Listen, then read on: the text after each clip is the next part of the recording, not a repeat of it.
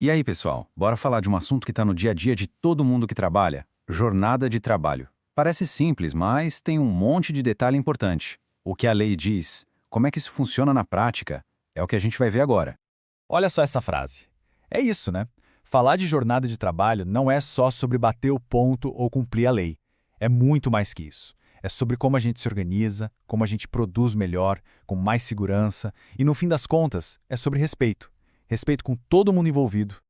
Bom, para a gente começar a entender essa história, temos que ir na fonte, né? E a nossa grande referência aqui no Brasil é a CLT, a famosa Consolidação das Leis do Trabalho. É ela que dá o norte, que define as regras do jogo para o dia a dia de milhões de pessoas. Certo, mas o que é de fato a jornada de trabalho? A CLT define de um jeito bem direto. É o tempo em que o funcionário está à disposição da empresa. E olha que interessante, não é só o tempo que a pessoa está lá produzindo algo. Se ela está esperando uma ordem ou aguardando um serviço, isso também conta. É tempo de trabalho. E qual é o padrão, a regra geral que todo mundo conhece? É essa aqui: 8 horas por dia. E aí, somando isso ao longo da semana, a gente chega no teto de 44 horas semanais. Então, é bom guardar esses dois números: 8 por dia, 44 por semana. Essa é a base de tudo. Tá, mas vamos aprofundar um pouquinho o que realmente entra nessa conta. Porque, olha, esse é um detalhe que pega muita gente. Não é só o tempo ali com a mão na massa, sabe? O tempo esperando uma peça chegar, ou um cliente responder, ou qualquer outra atividade que faz parte da função. Tudo isso é jornada de trabalho. Beleza, já entendemos a teoria. Agora, vamos trazer isso para o mundo real. Como é que essa regra geral se aplica, por exemplo, no chão de uma oficina? E para quem trabalha com vendas? Vamos ver na prática. Pensa numa oficina mecânica. É um lugar com muito risco, certo? Então, a jornada de trabalho não começa só quando o mecânico pega na chave de roda. Começa antes, na hora que organizar o box, separar as ferramentas certas, dar aquela olhada na ordem de serviço e, no fim do expediente, a mesma coisa.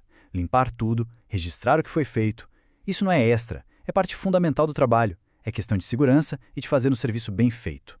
Agora, e na área de vendas? A lógica é a mesma, só muda o cenário. A jornada de um vendedor não é só aquele tempo na frente do cliente, seja pessoalmente ou online. Tem que fazer orçamento, lançar no sistema, organizar o estoque, cuidar do pós-venda. Cada coisinha dessas é um tijolinho essencial para a operação funcional. Ok, agora a gente vai entrar num terreno que, olha, todo mundo precisa ficar muito, mas muito atento. Vamos falar de 3 coisas essenciais: horas extras, pausas e o famoso controle de ponto. E vamos começar pela pergunta que sempre aparece, né? Aquela que todo mundo quer saber: e as horas extras, como é que fica? Então a lei até permite um limite ali de 2 horas por dia. Só que a prática em empresas bem organizadas é outra. E por uma razão muito simples: hora extra não pode virar rotina, gente. Tem que ser a exceção da exceção. Algo que precisa de um porquê, de uma autorização e, de preferência, ser combinado antes. É puro planejamento. E, de novo, respeito. E por que essa preocupação toda? Porque quando a hora extra vira bagunça, o negócio fica feio. Dá problema na justiça, a pessoa fica exausta, a qualidade do serviço cai. E o pior de tudo, o risco de acontecer um acidente de trabalho vai lá para cima. Não vale a pena. Certo. Deixando as horas extras de lado um pouco, vamos falar de outro ponto fundamental: as pausas, os intervalos. E aqui a lei não deixa margem para dúvida, viu? Intervalo não é favor, não é benefício, é lei, é obrigatório. Se a jornada passa de 6 horas, o descanso tem que ser de no mínimo 1 hora. Ponto final. Isso é inegociável porque afeta diretamente a saúde, a segurança e a qualidade do que a gente faz. E o que amarra tudo isso que a gente falou? O controle de ponto. Registrar direitinho a entrada, a saída, o intervalo. Isso é uma proteção. Uma via de mão dupla, que protege tanto a empresa quanto o colaborador. É uma responsabilidade de todo mundo. E vale lembrar, qualquer jeitinho ou registro errado é falta grave. Para a gente ir fechando, vamos conectar todos esses pontos a uma ideia maior. Respeitar a jornada de trabalho tem tudo a ver com o compromisso de fazer um trabalho excelente. E mais importante ainda, com a segurança de cada um. Porque, olha, quando essas regras não são seguidas, todo mundo perde.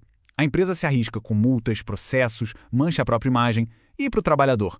É cansaço, é erro que podia ser evitado, é o risco de um acidente, é uma conta que simplesmente não fecha.